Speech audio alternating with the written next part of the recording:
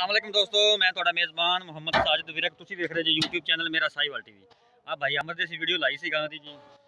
ਇਹ ਭਾਈਜਾਨ ਉਰੇ ਆਏ ਨੇ, ਇਹਨਾਂ ਨੇ ਪਾਸ ਕੀਤੀ, ਖਰੀਦੀ ਹੈ, ਹੁਣ ਲੋਡ ਕਰਵਾ ਰਹੇ ਹਾਂ ਤੁਹਾਡੇ ਸਾਹਮਣੇ ਹੈ। ਇਹ ਭਾਈ ਅਹਿਮਦ ਸ਼ਾਹ ਸਾਹਿਬ ਨੇ ਖਰੀਦੀ ਹੈ ਤੇ ਹੁਣ ਆਪਾਂ ਲੋਡ ਕਰਵਾ ਰਹੇ ਹਾਂ। ਮਜ਼ੀਦ ਉਹਨਾਂ ਨਾਲ ਗੱਲਬਾਤ ਕਰਾਂਗੇ। ਇਹ ਇਹਦਾ ਬੱਚਾ ਜੀ,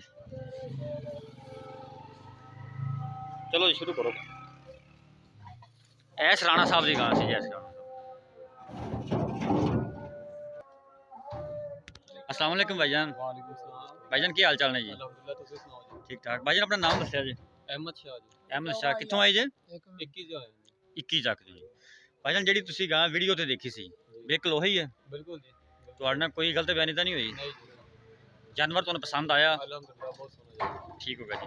ਜਿਹੜਾ ਤੁਹਾਨੂੰ ਮੁੱਲ ਦੱਸਿਆ ਸੀ ਉਹਦੇ ਚੋਂ ਪਿਆਰ ਮੁਹੱਬਤ ਹੋਈ ਤੁਹਾਡੇ जी। ਨਾਲ? बिल्कुल होई जी। ਠੀਕ। ਕਿੰਨੇ ਦਾ ਜਾਨਵਰ ਲੈ ਕੇ ਜਾ ਰਹੇ ਜੀ?